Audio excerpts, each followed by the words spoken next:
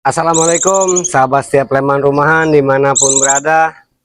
Bertemu lagi bersama saya Andri Suban, masih di Leman Rumahan seputar rawatan burung pleci dan burung lainnya. Jadi banyak teman-teman yang menanyakan tentang sekat kardus. Nah, sekat kardus mau saya kasih tahu triknya, cara penggunaannya dan manfaatnya.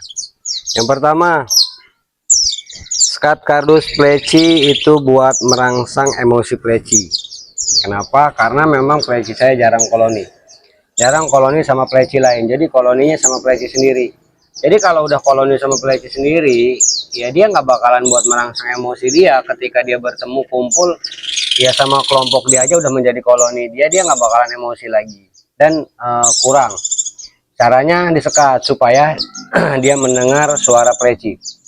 Jadi supaya dia pleci satu sama pleci satu nggak saling lihat, cuma saling dengar suara. Jadi dia pada teriak-teriak, pada manggil-manggil, karena ini keterbatasan tempat. Kalau misalnya tempat cukup, kita bentang satu-satu, kita jauh-jauhin biar saling saut-sautan, itu lebih bagus. Cuma tempatnya terbatas, ini ada 10 jantan, jadi 10 pleci jantan. Yang itu masih saya bentang dua, ada dua dibentang, ini yang masih lagi di kandang apa, masih bersama untulannya dalam satu rencananya mau ditangkap. Kemudian kenapa disekat? Karena memang ketika dia nggak saling lihat dalam kondisi pleci birahi. Jadi pemasangan sekat ketika burung dalam birahi tinggi. Setelah didoping, mungkin punya saya nggak setiap hari didoping karena ada fase dia harus stop doping.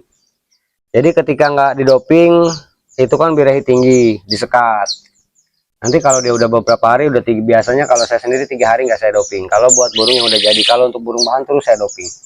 Dan jarang saya koloni, jadi lebih kebanyakan saya bentang. Nah ini jadi kalau saat birahi tinggi pleci disekat, biar merangsang emosi dia, jadi biar saling bunyi. Nah tujuannya seperti itu, jadi tujuannya buat merangsang birahi pleci, apa, merangsang emosi pleci karena emosi tercipta dari birahi. Nah kalau teman-teman misalnya tempatnya cukup, nggak usah pakai kardus, tinggal dibentang aja, satu taruh samping kanan, satu samping kiri, yang penting nggak saling lihat, cuma dengar suara biar dia saut-sautan. Nah cuma kalau tempatnya nggak cukup, terbatas, bisa seperti ini, nggak saling lihat. Nah dan rutin dilakukan. Kalau buat burung bahan harus rutin dilakuin. Kalau misalnya di koloni terus, ya dia nggak bakalan merangsang birahi dia, apalagi kalau mentalnya kurang bagus. Jadi kalau mentalnya kurang bagus, yang ada malah dia nggak mau bunyi. Nah jadi di koloninya sesekali aja, mungkin saat pas penjemuran atau mungkin pas malam, apa pas dimandiin malam. Jadi kalau saya rutin seperti itu. Jadi kalau pagi saya bentang, kalau yang nggak cukup saya sekat kardus, kemudian setelah itu saya jemur di koloni, terus juga dianginkan di koloni, baru disekat kardus lagi. Setelah dikasih doping, kasih pur, kasih EF, baru disekat lagi.